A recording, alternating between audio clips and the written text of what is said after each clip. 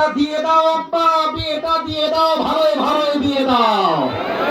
যদি দেখো হাজার বোঝাবার পরে বাপ মা বুঝতে চায় না, যেই মেয়েকে পছন্দ করো তাকে তুলে আনবা এবং যে হুজুরকে ভালো লাগে তাকে নিয়ে আসবা। 3 কবুল পরে বিয়ে করবে, আব্বাকে বলবা আব্বা বহু বুঝাইছিলাম, তুমি আমার কথায় কান দাও নাই, এবার আমি বিয়ে করলাম, তোমার যা মন চায় করো, আই ডোন্ট কেয়ার। ঠিক।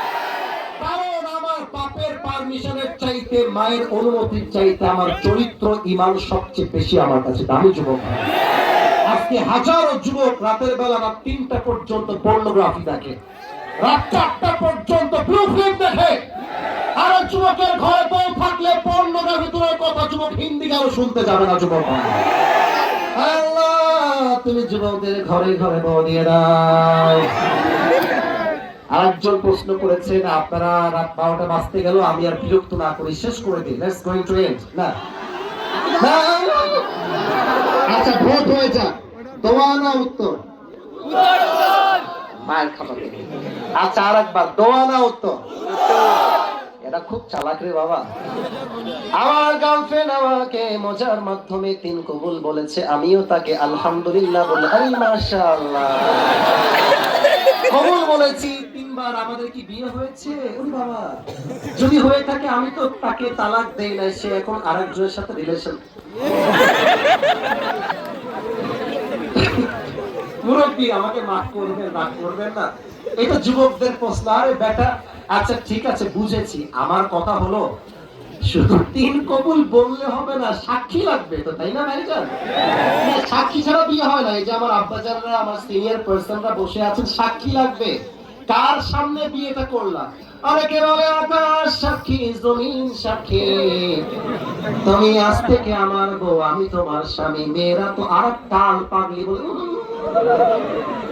আর মেয়েদের মতো বোকা মনে হয় দুনিয়াতে আর কেউ নাই। একটা গাঞ্জাখোর এসেও যদি বলে আমি তোমাকে ভালোবাসি, ওর সঙ্গে পালায় যায়।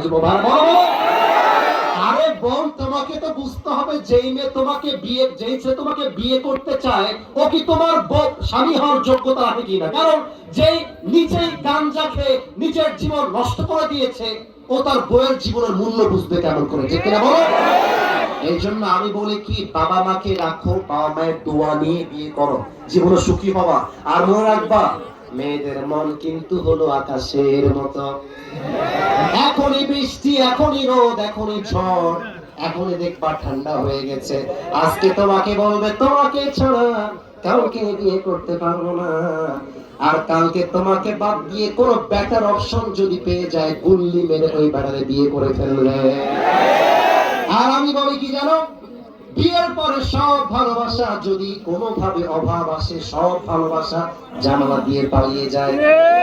যে মেয়েটা বলবে যদি আমার জীবন চলে যায়, শেষ নিঃশ্বাস পর্যন্ত আমি তোমার সঙ্গে আছি, আর বিয়ের পরে যখন শুধু ডিম দিয়ে ভাত দিবা, শাক দিয়ে ভাত দিবা, হারামজাদা তোকে বিয়ে করে আমার জীবনটাই নষ্ট হয়ে গেল। এই জন্য আমার কথা, বিয়ের সময় মেকআপ ওই নয়, টিকটক মেয়ে নয়, বিয়ের পরে, বিয়ের সময় মেয়ে বিয়ে করব সেই মেয়ে, যেই মেয়ে ফাতেমার চরিত্রে চরিত্রবান হবে, যেই মেয়ে খাদিজার চরিত্রে চরিত্রবান হবে, ঠিক কিনা বলো?